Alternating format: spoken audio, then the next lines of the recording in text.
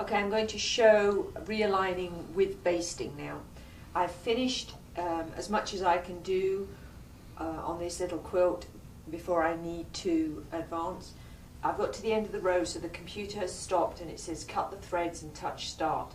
Now I'm going to advance the quilt at this point, so I'm not going to start.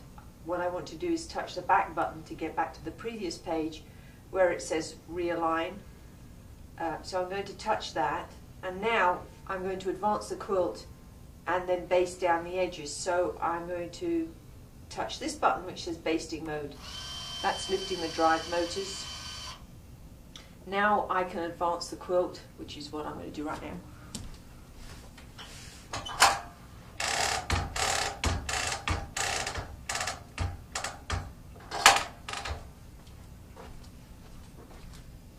Okay, I've advanced it so that I can still see the bottom of the previous row that I quilted, and I need to lift it.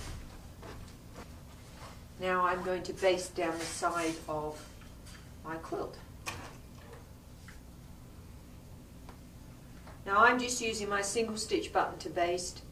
With the IntelliStitch, if I continue to hold the single stitch button down, it will carry on taking single stitches.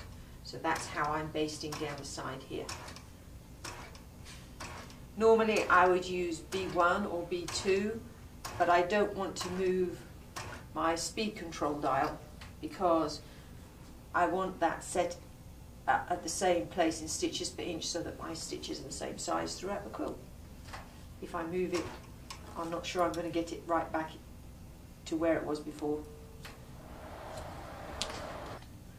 Okay, I've basted both sides, so I'm finished basting. So I'm going to touch finished. The motors are engaging again. And now I have to realign IQ so it knows where it is, and it's saying touch a reference point on the screen. Now, all I can see here is part of the pattern that I've already stitched because it's red. So I'm going to touch the zoom on and I'm going to pan the image until I see the green line, which is the next row it's going to quilt. So there's this red one is what I've already stitched. This is the next one that I'm going to stitch. So now I can see that. I'm going to touch, so it turns the zoom off, and now I can touch a reference point so I can show IQ where it is. And I like to choose a point or a sharp corner. I can touch anywhere along here, so I'm going to choose this point. And a little red target has shown up. So I'm going to touch continue. And now I have to move my needle to that same point on my quilt top. So I can see it right there.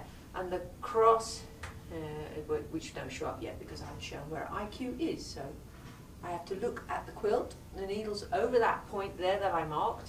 Touch OK. And now IQ's moving to the starting point of the next row. And the green crosshairs show exactly where my needle is. If I move it over, it's waiting for me to stitch, so it's not moving. Okay, let's start. Continue, start.